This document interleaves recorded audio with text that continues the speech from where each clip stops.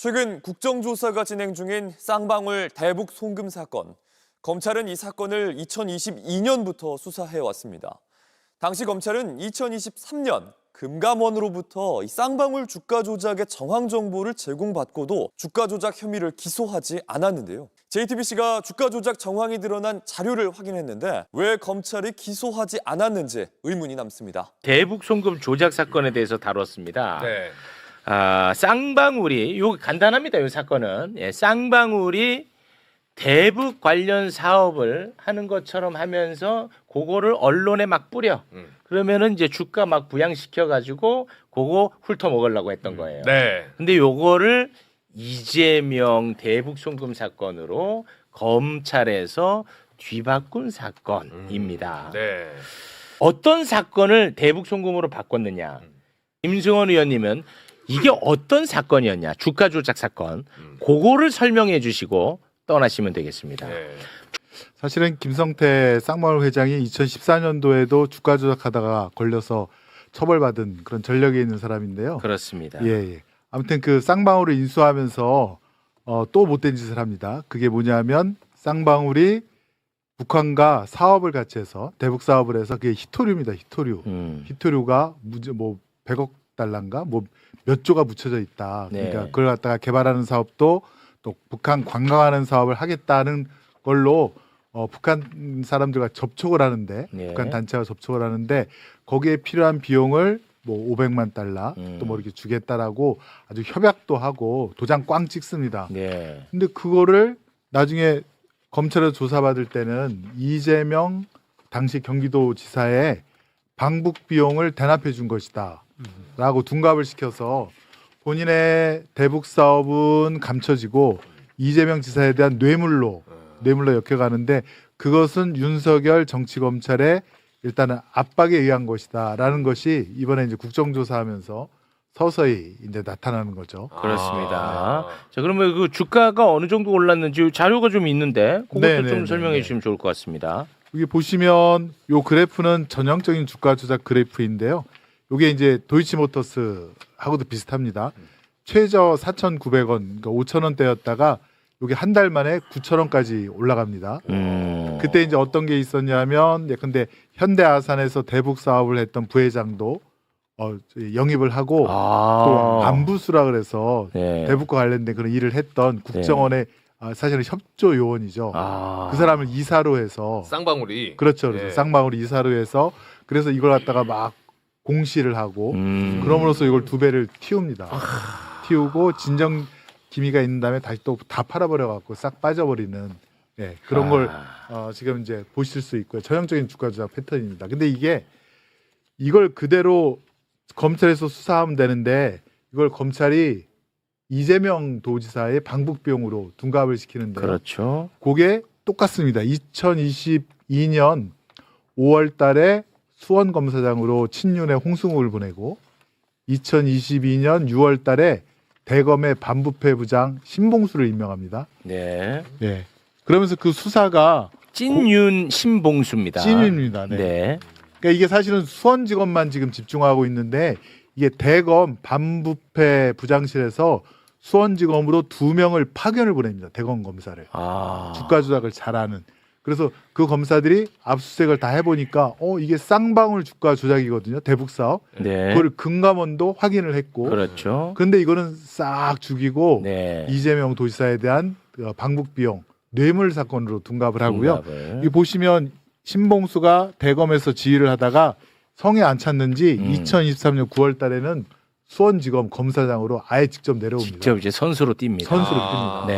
네. 그래서 이 이후에 이재명 대통령에 대한 기소가 이루어집니다. 그렇습니다. 그 전까지는 이화영만 괴롭히다가 네. 이화영을 기소하고 어느 정도 꼬린시켰다라고 본 다음에 신봉수가 직접 내려와서 이재명 도지사에 대한 기소를 하죠. 공소장을 갖다가 작성을 해서. 그래서 이제 그 재판이 이루어졌고 정말 그때 이화영 정치 차려 아니었으면 아마 대통령께서도 영장 구속되거나 아마 큰일 날 뻔했던. 그렇습니다. 네.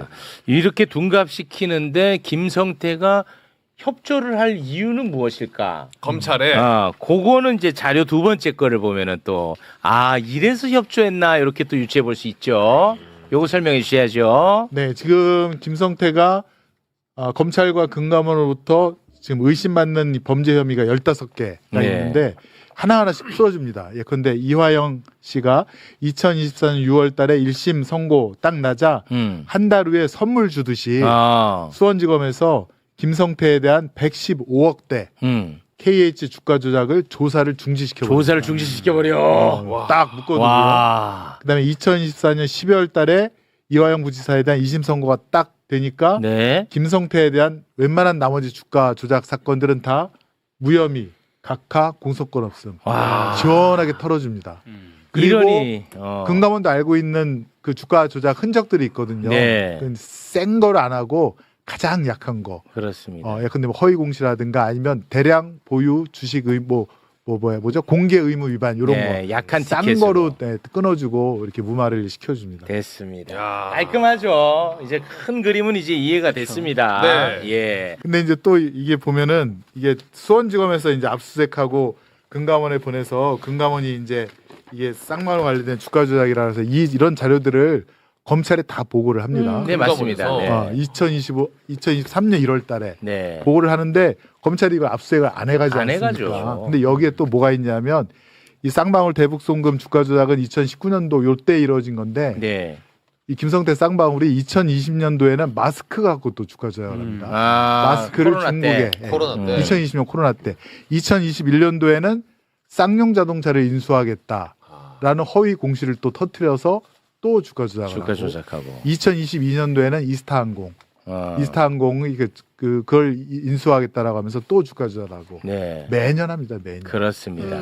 그리고 그런 주가 조작을 한 쌍방울 그룹 계열사 회사에는 찐윤 검사들이 퇴직한 찐윤 검사들이 거기에 사회이사로 와. 한 명씩 다 포진해 있습니다. 그래요? 와. 대표적인 게 이제 이남석. 이남석이라고 하면은 그 변호사. 윤석열 네. 검찰총장 인사청문회 때 이름 나왔던 애 아닙니까? 네, 용산 세무서장 윤우진 네. 뇌물 비리를 윤석열의 소개에 의해서 윤우진의 뇌물 비리를 봐준 사람. 와, 그 찐윤인데. 예, 그래서 윤우진의 뇌물 비리에 대해서 영장 청구를 막은 사람. 영장 청구 안 되지 않습니까? 근데 그 사람이 그 쌍방울에 갔어요? 이사입니다. 예, 워낙 유명한 이사입니다. 와. 그리고 거기에 뭐 양재택 씨도 있고요. 양재. 이건영 뭐 대박.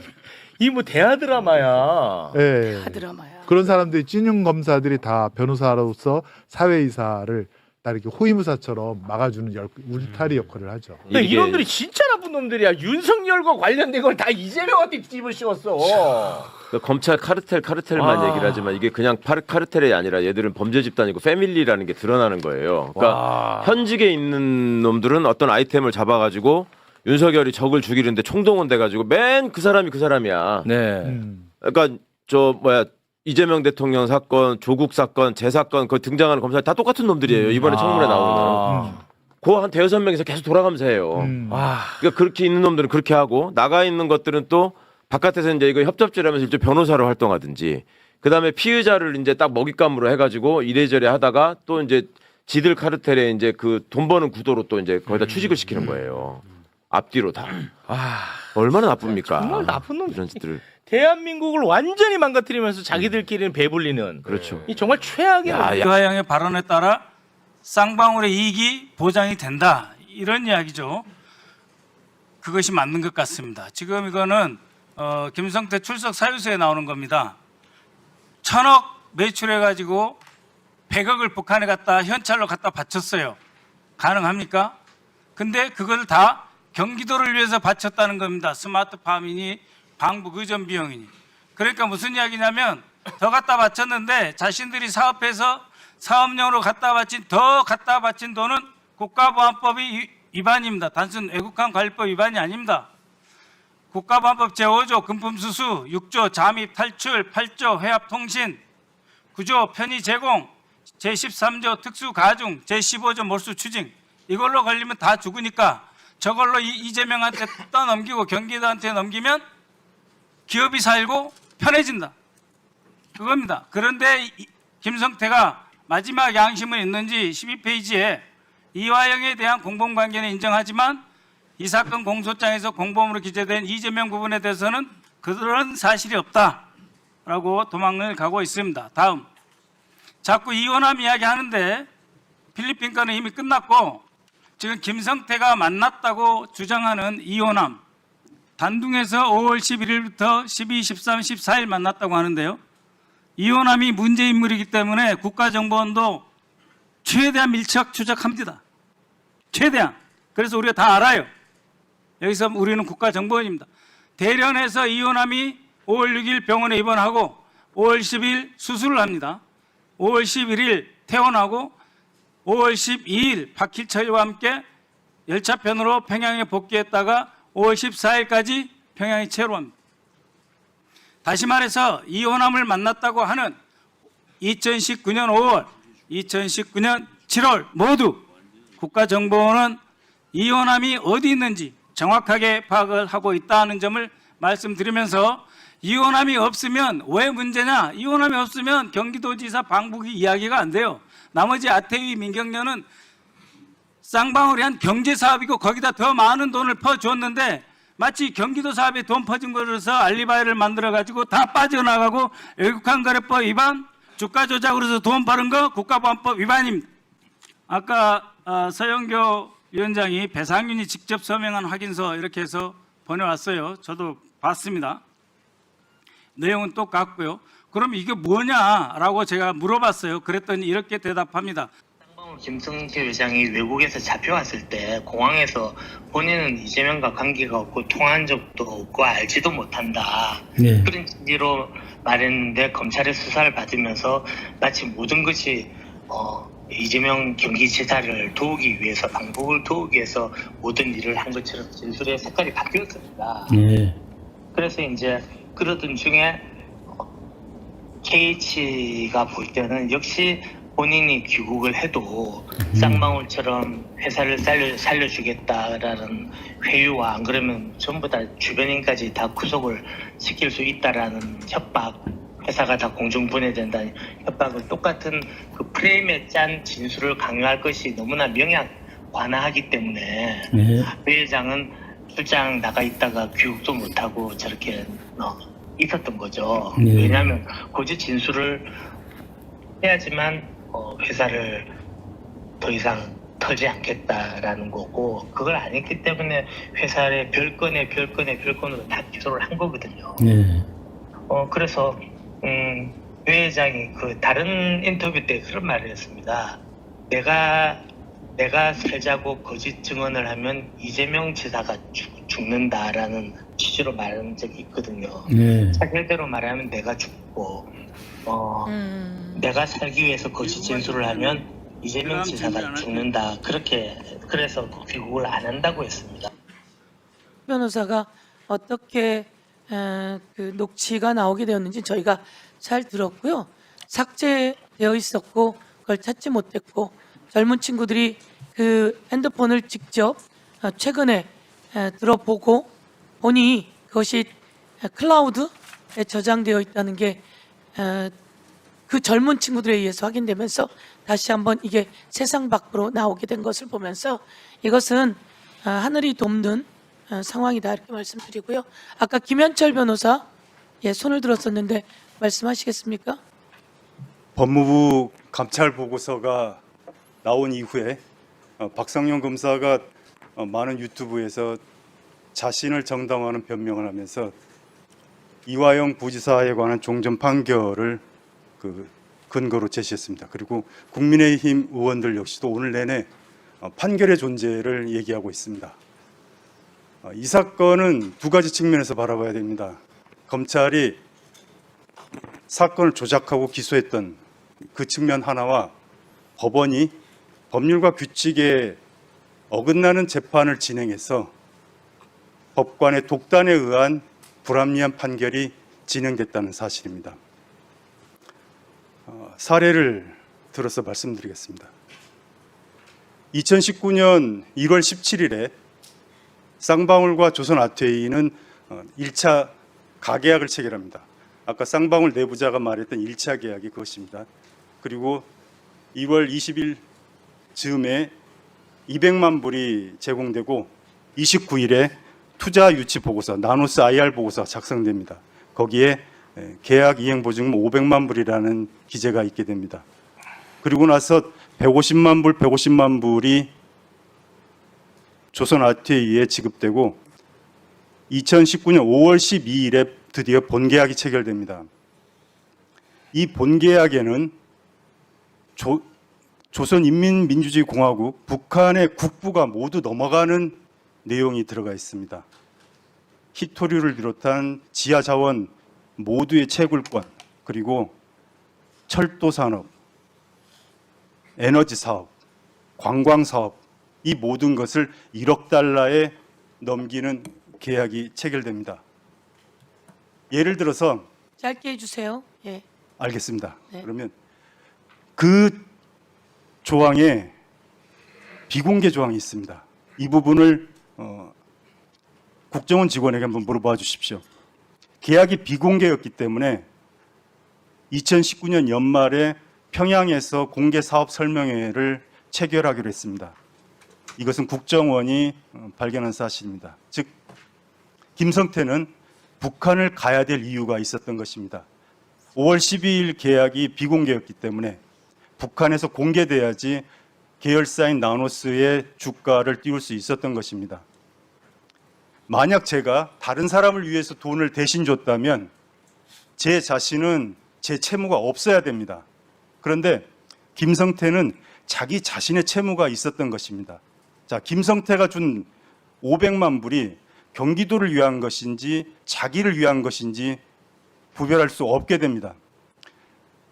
5월 12일자 계약 이후에 4개의 문서가 방용철 컴퓨터에서 발견됩니다.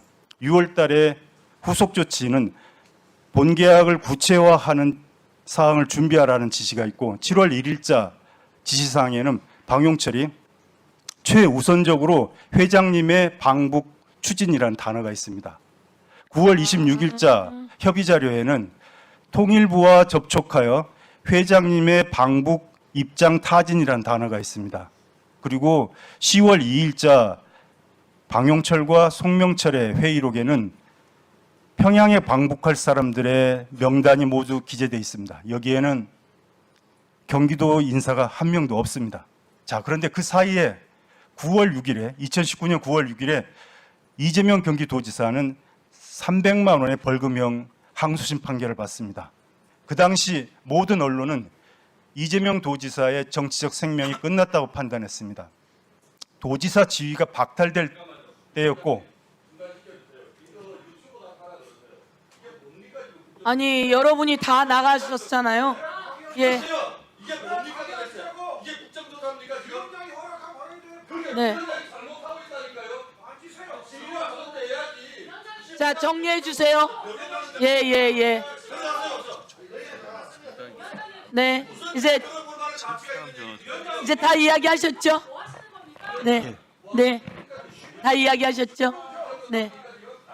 국정조사하는 중에 어디 갔다 오신 거예요, 지금? 여러분이 있었으면 조금 정리했을 텐데 여러분이 없으니까 이야기하고자 하는 사람들의 이야기를 충분히 들으려고 하는 거죠. 자, 됐어요. 알았어요. 그러니까 여기 자리 지키세요. 자, 보고 있으셨어요? 자, 앉으세요.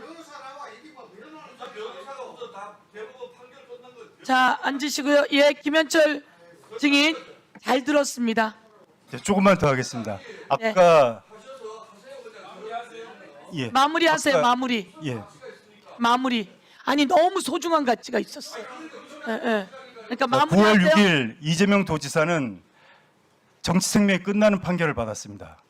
향후 5년 동안 피선거권이 박탈되는 상황이었습니다. 그런 사람을 위해서 방북비용을 대납했다라는 것은 비상식적이고 오히려 자기가 방북을 해야 될 필요성이 있었습니다.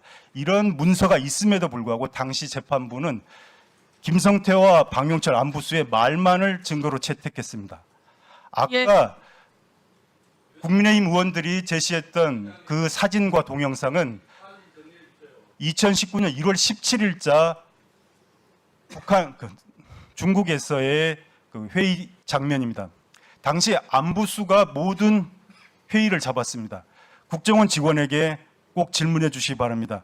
2018년, 2019년에 북한과의 회의를 잡을 수 있는 사람이 누구였는지, 당시 안부수는 쌍방울과의 회의를 잡고 그리고 같은 날짜에 경기도의 회의를 잡았던 것입니다. 그 자리에 먼저 쌍방울이 계약식을 체결하고 있었던 것을 이화영 부지사와 경기도 일원이 뒤늦게 그 자리를 갔던 것이고 모르는 채로 그 자리에 앉았던 것입니다. 그래서 네. 목소리가 담겼던 것이고 네. 그날 만찬에 그렇게 우연찮게 참여했던 것입니다. 예, 이 사진이 드셨습니다. 마치 이화영 부지사 그리고 경기도가 쌍방울과 사업을 같이 한 것처럼 왜곡됐던 것입니다. 네. 이 부분에 대해서 국정원 직원에게 꼭 질문해 주시기 바랍니다. 네.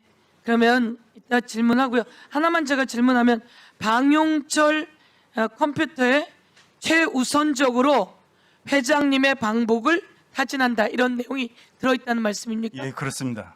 이거는 언제 문건입니까? 검찰이 압수해서 증거 기록으로 제출한 것입니다. 아 그렇군요. 그럼 이게 오히려 이런 증거 기록이 더 있군요. 예. 이런 증거가 있음에도 불구하고 네. 법원은 배척하는 이유를 설치하지 않고 진술만을 채택했습니다. 예, 알겠습니다. 방용철 컴퓨터에 최우선적으로 회장님의 방북 입장 타진 이렇게 써놓고서는 이렇게 있으면서 누구한테 뒤집어 씌우는 거예요? 검찰이 압수한 방용철의 컴퓨터에서 회장님 방북 최우선 추진이라는 결정적 문건이 나왔음에도 법원은 이를 철저히 외면했는데요. 대납의 주체가 누구인지 가리키는 객관적 물증보다 범죄자들의 입에만 의존해 판결을 내린 셈입니다. 특히 이재명 대표가 정치 생명의 위기를 겪던 시기에 그를 위해 거액을 내놓았다는 주장은 상식적으로도 앞뒤가 맞지 않는 궤변에 불과합니다. 진실이 드러날까 두려워 국정조사장을 아수라장으로 만든 세력은 대체 무엇을 숨기고 싶은 것인지 되묻지 않을 수 없습니다. 조작된 진술로 쌓아 올린 가짜 성은 결국 무너질 수밖에 없음을 이번 폭로가 증명하고야 말았습니다. 이 영상이 더 많은 분들께 알려지길 원하신다면 구독과 좋아요 부탁드립니다.